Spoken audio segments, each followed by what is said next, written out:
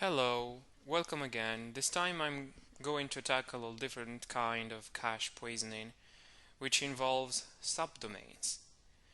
Basically, what this technique does is send in hundreds of DNS requests for imaginary subdomains of the target domain.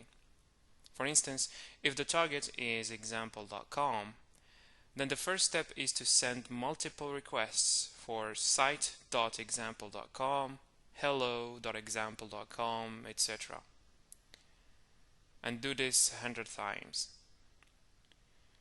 The second step is to send thousands of responses to the resolver and hope with this that the transaction ID will match for at least one in all of these thousands of answers. And if that matches, then the recursive server will cache the response it gets if received before the real answer.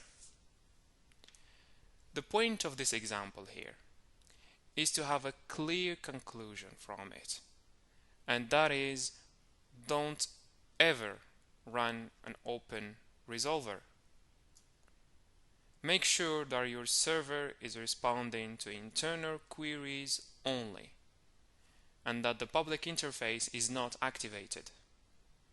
If it is, then you are opening the door to a lot of trouble because you are facilitating DNS cache poisoning by the fact of having open recursive services.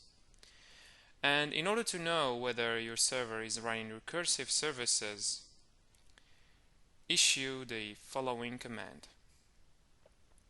Let's take a look at this.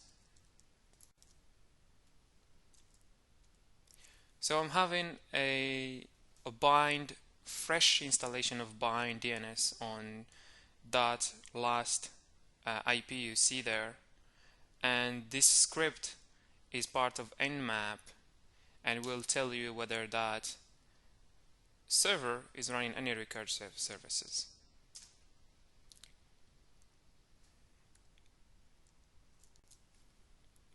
Given the response here, you see that recursion appears to be enabled, which is the case for fresh bind installation.